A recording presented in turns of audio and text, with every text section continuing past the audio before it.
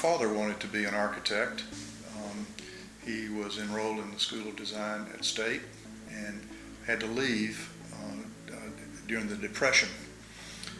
But I grew up with a father who, when he wasn't working, drew house plans and made models, and we talked about houses. In Raleigh in those days, after church in the cafeteria, we changed clothes and we got in the car and rode around.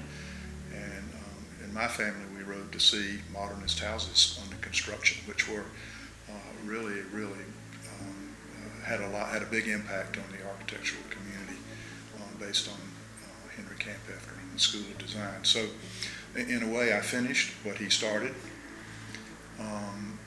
When I was a youngster, I would do house plans, draw house plans, and we lived several places, and whenever I would get one to a certain point, he would call an architect, generally somebody he didn't know, and tell them that his son was interested in architecture and had a house plan that he would like to have critiqued. And without exception, people accepted the request, and so I showed house plans to several architects growing up. Basically at 10 years old was in the groove, and have been doing it now since 10 for 60 years. My first job was working for the Bonies in Wilmington, and my first project there was a picnic shelter in the park, which was produced great excitement, of course, and in particular Charlie Boney and that firm was a mentor and a great encourager of young architects. Had a wonderful time, and they actually built it, which I've come to find out doesn't always happen with projects that architects do. It was there for a long time. I haven't looked recently, and my guess is it's not there now, but I thought it was pretty successful, and it was a wonderful chance to get started on a small-scale project that I could begin to think about how it actually went together. I've had the great good fortune over the last 12 or so years to do several projects at Penland School of Crafts. It's a fantastic, creative community, and the opportunity to work there has been valuable for me as an architect and as a collaborator with folks there that find themselves on building committees. And with the craftsmen who are part of a strong community who have encouraged my work as an architect and a parallel practice as an artist, which has been really given a kick in the pants by association with these very generous, interested, and interesting people. The work I've done there has been primarily housing, recently sleeping cabins, which have generated a lot of interest. They're a very animated, lively group of simple buildings built primarily for studio assistants who are, in fact, very lively, interesting young folks who come to support the teachers, and in that way have a Penland experience. Several years ago, I collaborated with Patrick Doherty, who's a Chapel Hill sculptor and who works internationally, for a competition to build a new porch outside the dining hall, Pines Dining Hall, and we were selected. And it's a project there that is central to the campus, and for me, a wonderful collaboration between architect and artist, and apparently well received on campus.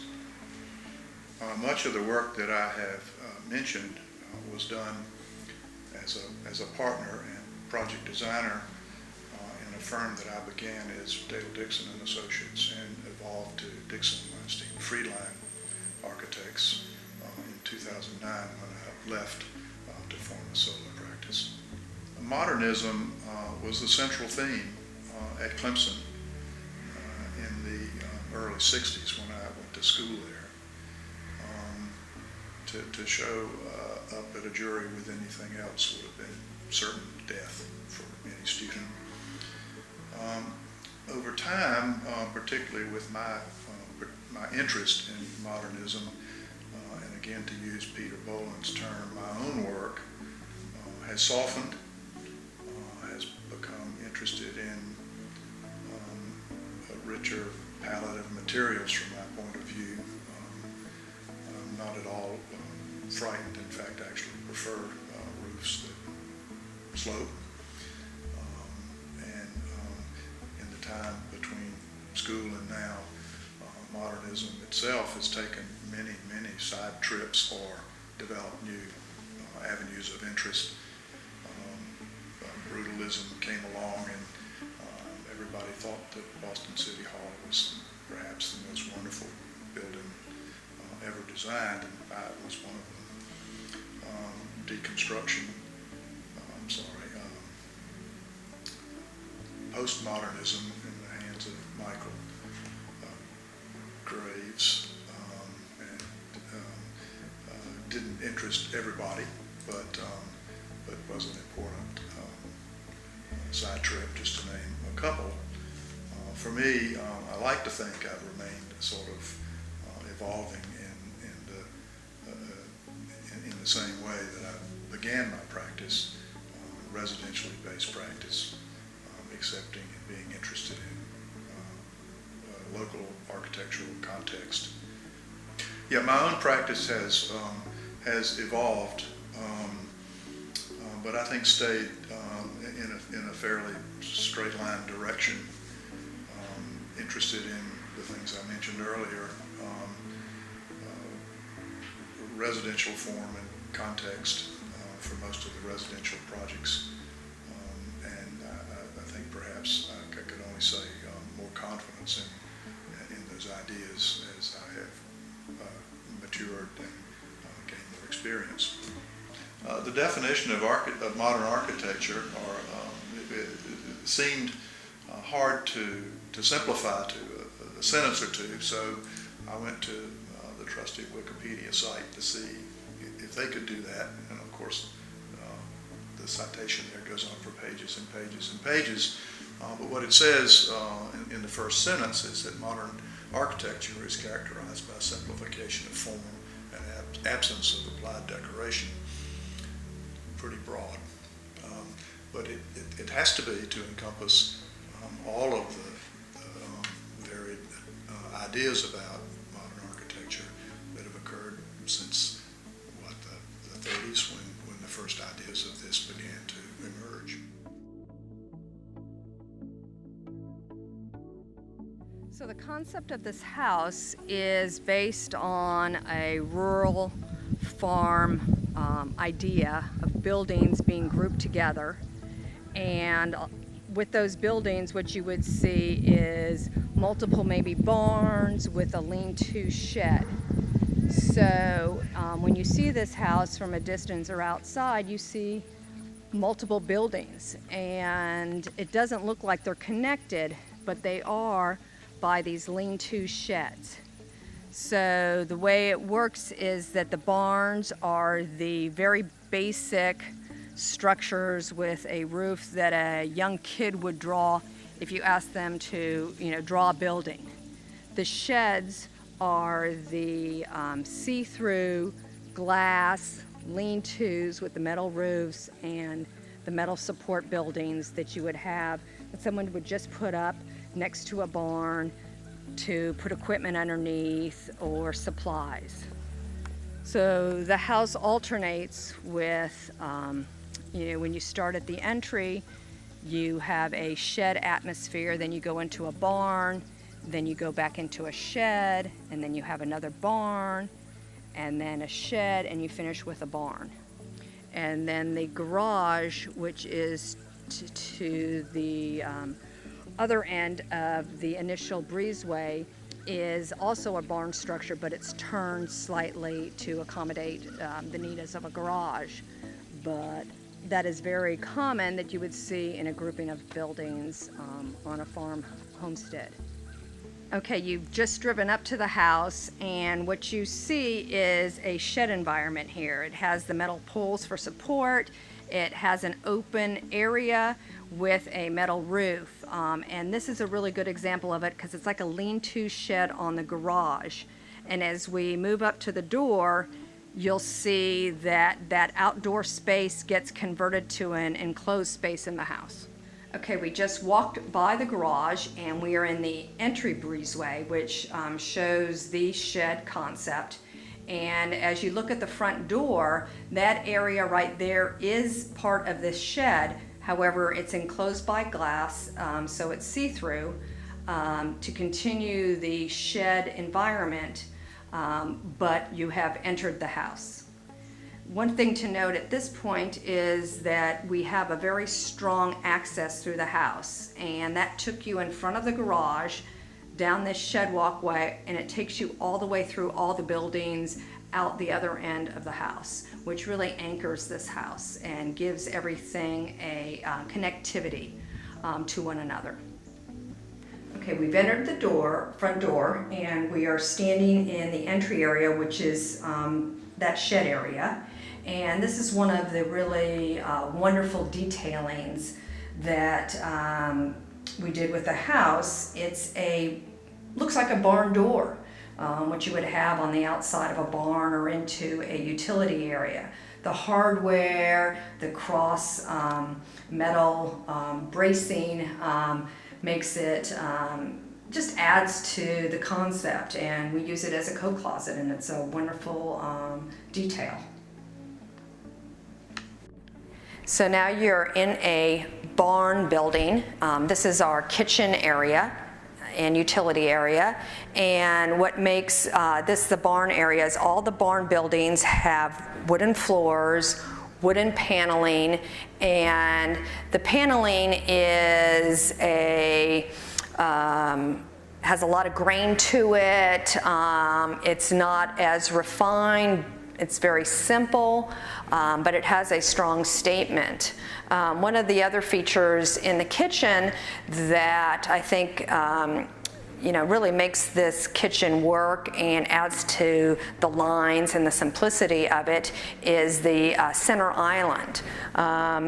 In this house, it's just my husband and myself. However, we can have 6 people for dinner or 25 people for dinner. And what I can use this for, it's many functions. One of them is my husband and I can eat at the end of the island. We can entertain guests on one side for a smaller party with hors d'oeuvres and cocktails, and I can be cooking on the other side. Or if we have 25 people for dinner or more, what I can do is use this center island to set up all the dishes, the plates, serving, anything like that. So it is really a wonderful element in the kitchen and in the house for us for entertaining and for dining. So now we've walked out of the barn building into another shed area. This is our dining room. And one of the unique aspects of the sheds is that normally when you have a lean-to shed on a barn, you just put up a couple of poles and a roof, and your wall is the exterior of the barn. And so we have used that in this room to enhance that feel. So if you notice, the exterior paneling of the house comes in and is the walls in this room. And we do this in all the shed areas. Another element that reinforces the shed concept is the concrete floors. All these shed areas have concrete floors, and you can kind of feel when you're walking down the center access hallway that you go from a shed, a concrete floor, to the wood floor, back to a concrete floor, and it really is a wonderful feeling. One of the other things about the house and the simple lines, the simple structures, is that it allowed us to show the artwork that we've collected, and it shows it marvelously. It's just beautiful. The pieces really pop out and is a nice focus in the room. One of the other things we did when we were talking about colors for the house was that we focused on primary colors, yellow, red, and blue. And this room shows that idea very well. We used the red and the blue chairs, the ash on the tabletop is the same ash that we used in the paneling throughout the house, and it has kind of a yellowish tone to it. And also, too, we painted the under eaves in the shed areas a yellow.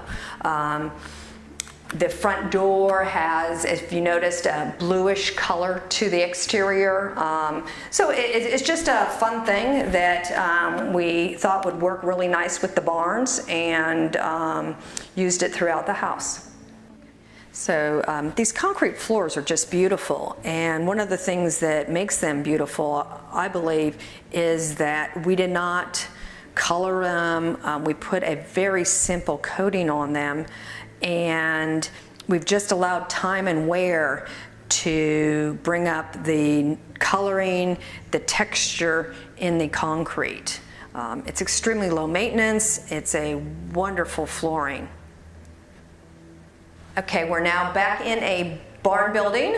This is our living entertainment area, and you can see again the wood floors, the wood paneling. We've brought in a little bit more of the metal into this room, but it has a kind of a shed, barn, utilitarian look to it. One of the interesting elements that Dail designed into the barns are these 4-pane windows. And all the barn areas have windows on 3 sides of them. And one side would face east for the rising sun. That is a cooler, gentler light. So those panes have less color panes in them. Individual panes, they have a little bit more clear because that light's a nice light to come in. The window panes facing straight out is a southern exposure, and as you notice, the panes have different colors in them, and that's to take advantage of the light that's coming through throughout the day. And then on the other wall, that's a western facing wall, those panes normally have darker color in them. That sun is very hot, it's very bright, and so to tone down the light coming in, changing the panes is a wonderful idea. Each of these barn rooms has their own selection of colors. You know, this has kind of a magenta red with a green gray and a yellow. Another of the barn buildings might have a bluish color, more blue paints to them. So each room has a unique set of colors and panes.